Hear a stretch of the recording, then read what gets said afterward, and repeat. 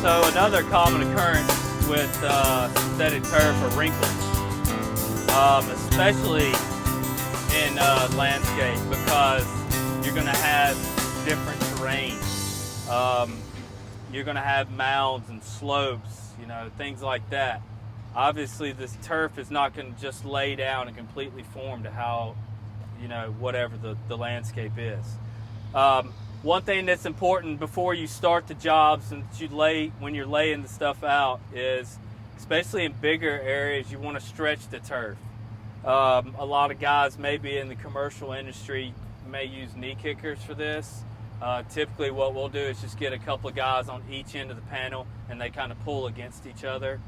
So that kind of stretches the turf out to where it's going to be, so that when you know that when you start infilling, it's going to maintain, you know, its look, and it's going to maintain its coverage the way that it was. But what you're always going to do is you're going to have an overage on your edges to allow for any kind of movement throughout the infill. If you get wrinkles in the turf after you've been working, through whatever reason it could be, the one thing that you want to do is try to minimize the amount of wrinkles. I'm not sure if you can really see this that well, but we basically have 3 wrinkles here. You know, 1, 2, 3. So what I would want to do is I would want to try and get these wrinkles. Now, I mean, I don't know if I'll be able to do it here, but combine them into one. That's generally your goal, because like I said earlier, you want to minimize the amount of times that you cut into the turf. Bringing the wrinkles into one means you only have 1 cut rather than 3 cuts, or for however many wrinkles that you have. The reason that we have these wrinkles in this turf here is lack of infill. We weren't focusing on this section when we did this. It was more of a seaming cutting section, so the lack of infill and the difference in weathers and whatnot that it's had to go through of expansion and contraction, these wrinkles came up over time. There was nothing securing it, holding it down. So generally, if you're rolling turf out, it's a good idea to be prepared for that day to be infilling the turf. You know, some guys would ask, well, you know, do you ever roll your turf out and let it relax? I generally don't like to do that. I think it makes it makes it more susceptible for something to happen. The one enemy that you will have in synthetic turf will always be the weather.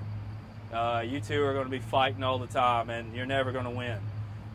If this stuff gets wet, it's a nightmare to try and get sand to go into this turf.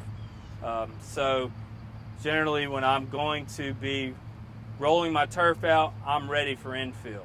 However, if there is a situation where you aren't able to infill the turf and it is out, make sure that you go back through the turf, say the next day or whatever it may be, to identify if anything happened, damages or whatnot, wrinkles or anything like that, before you start infilling it.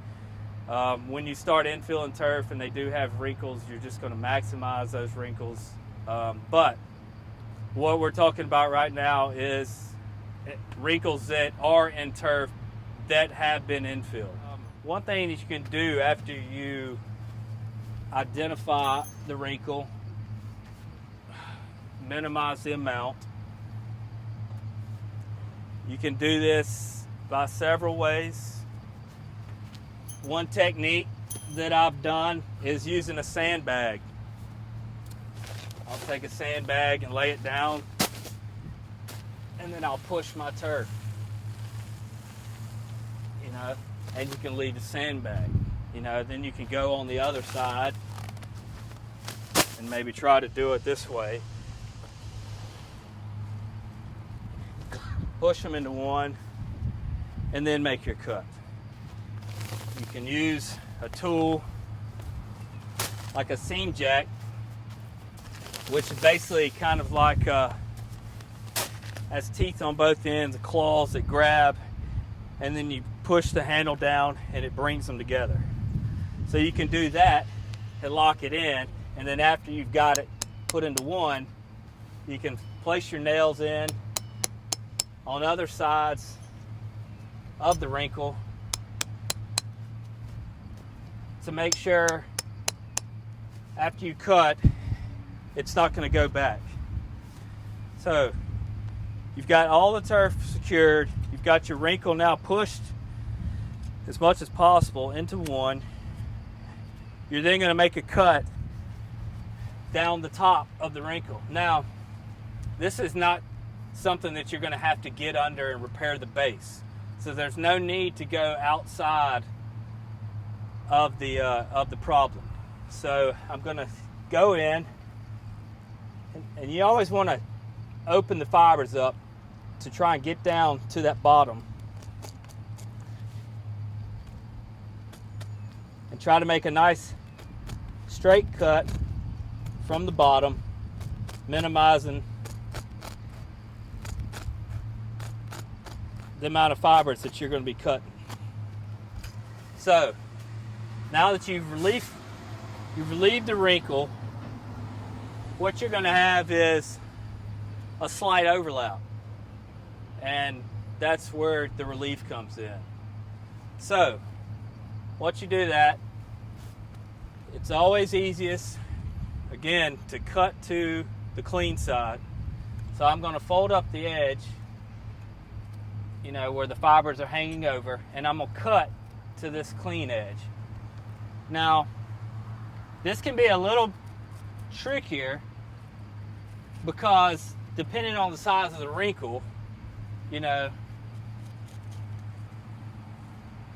you may not have to relieve it that much.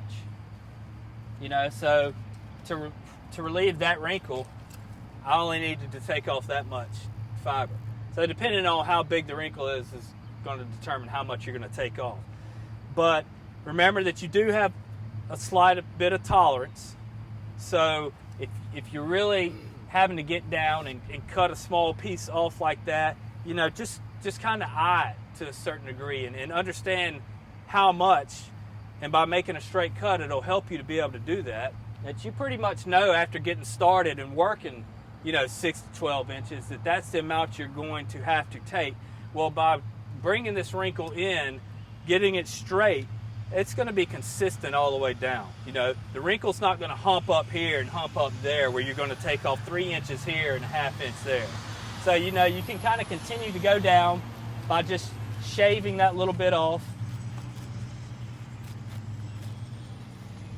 You can go back and check and make sure that everything's right on. If you need to take some off, you can, but, you know, always check yourself, because go back and look at your cuts, because it's not going to grow back.